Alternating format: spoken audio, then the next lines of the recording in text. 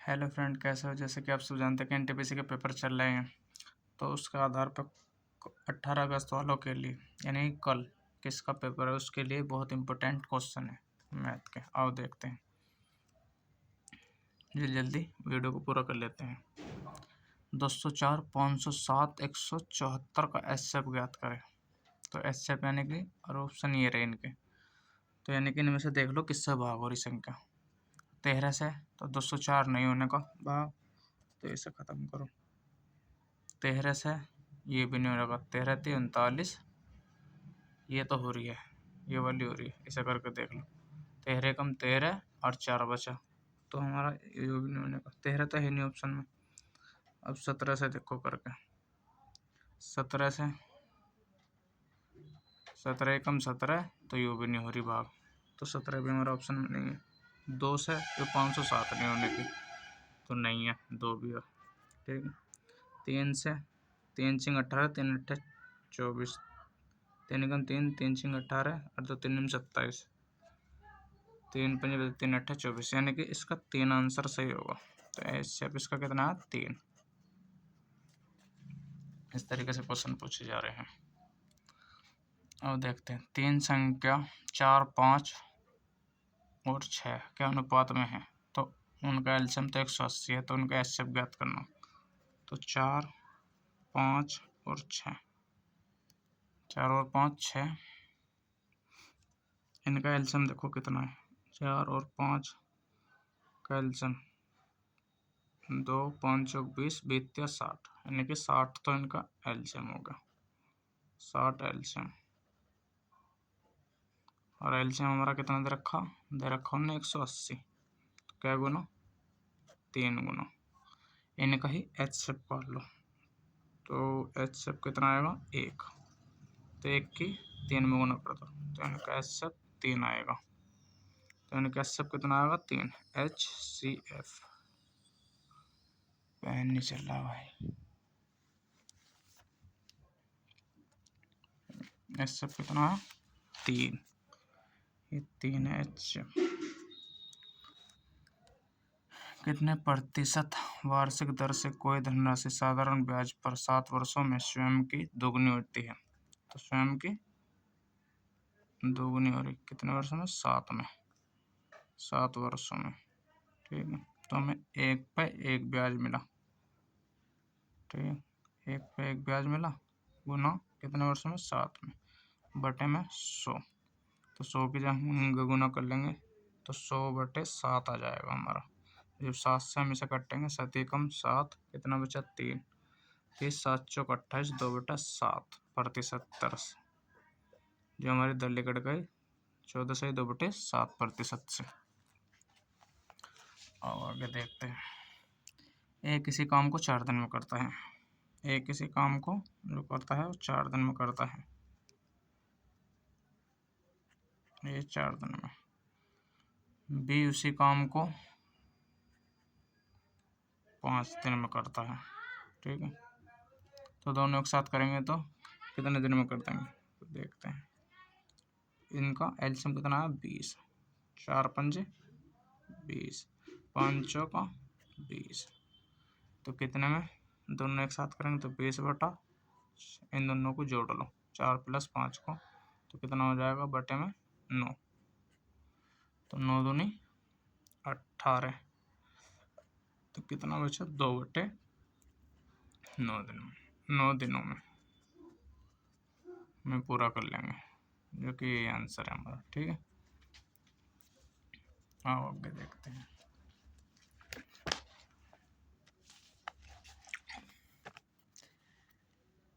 ये क्वेश्चन देखो, A/3 और B/4 और C/3, तो इसका मान बताना, A + B + C बटे में 7 का मान बताना, यानी कि C का मान पूछा, बटे में 7 यानी कि C।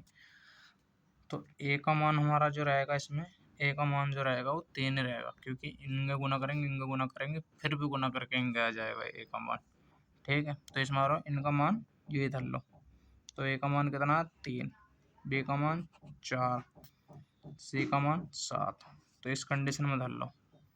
तो ए का मान प्लस का चिन्ह लगा दो ना, प्लस प्लस अपोन में 7 दे रखा।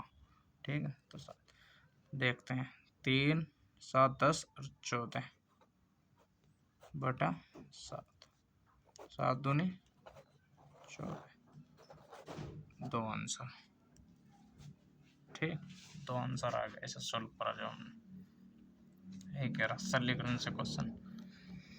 अब करते हैं, इसे काट लो पहले।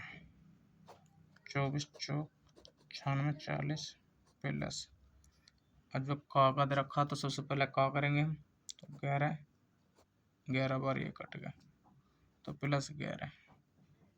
ठीक है, का मतलब गुना होता तो 11 आ गया, गुना 50, 11 पंजे 55 और 40 590 आंसर आ जाएगा। कितना, 40 जोड़ देंगे जब इसमें तो कितना आया आंसर, 590 इसे सॉल्व करने पर। ठीक है, और 2000 रुपये पर 6% दर से 2 वर्षों के लिए चक्रवृद्धि ब्याज ज्ञात करें। हाँ, 6%। तो आओ काटते हैं, कैसे काटेंगे देखो। एक सिंपल तरीका है इसका, ए प्लस बी प्लस ए गुना बी अपॉन 100, इसका ब्याज निकट का आ जाता है, साधारण ब्याज बन जाता है। इस फॉर्मूले से साधारण ब्याज बन जाता है, और साधारण ब्याज तो फिर आसान पड़ जाता है। तो 6 दर कितने, 6 प्लस 6 प्लस 6 गुना 6 अपॉन 100, बहुत आसान तरीका। तो 6 6 12 12 प्लस 36, जब 36 को हम 100 से डिवाइड कर देंगे तो 0.36 आ जाएगा। तो 12.36 आ गया। तो हमें 2000 रुपये का 12.36 निकाल लो। तो 2 जीरो, और जब इसे हटाएंगे तो 2 जीरो फिर आ जाएगी। तो इस 3 जीरो से तो यू 3 जीरो ख़त्म, और 1236 की इसमें गुना कर लो। तो 1236 की जब हम इसमें गुना करेंगे तो अब देखते हैं कितना होता है। 6 दूनी 12 को तो हाथ से 1 लग गया, 3 दूनी 6 और 1 7। ठीक है, 2 दूनी 4 और 2 एकम 2, और कितना हमारे नीचे बटे में 10 से हम पॉइंट बनाएंगे तो 247.2 आ जाएगा आंसर हमारा। तो कितना ब्याज मिला, 247.2 ब्याज मिला, चक्रवृद्धि ब्याज जो मिला 2000 रुपये का। किसी खिलौने को 13% हानि और 11% लाभ पर क्रय मूल्य का अंतर जो है 108 है, 108 रुपये है। यदि प्रति लाभ 12% हो, तो खिलौने का विक्रय मूल्य ज्ञात करें।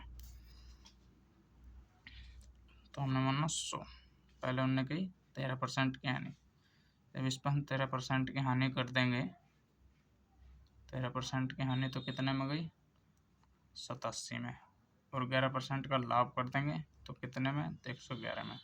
इनका अंतर निकाल लो, कितना आएगा, 87 और 11 कितना, 13 और 11 कितने होते हैं, 24। तो 24 की वैल्यू कितने दे रखी है, अंतर उनका 108। तो हम पहले इसका क्रय मूल्य निकाल लेते हैं, फिर 12% का लाभ काट देंगे। तो क्रय मूल्य हमारा 100 है, 100 नहीं बनना क्रय मूल्य। ठीक है,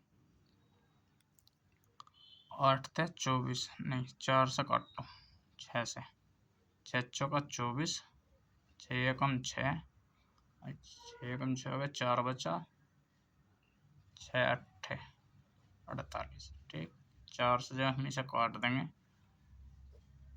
तो ये 9 बार कट जाएगा, अरे 2 बार, 2 से जब हम इसे काट देंगे तो कितना, 50 बार, 50 गुना 9 कर लो तो कितना, 9 पंजे 45।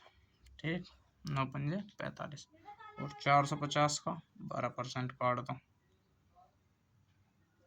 तो जब हम 12% काट देंगे तो कितना हो जाएगा, 0 एक जीरो से एक जीरो खत्म। 12 की गुना करो, 12 पंजे 60, 12 चौक 48, 48 और 6 54, 48 और 6 54। एक जीरो से फिर एक जीरो खत्म। कितना आया लिखड़ का 54।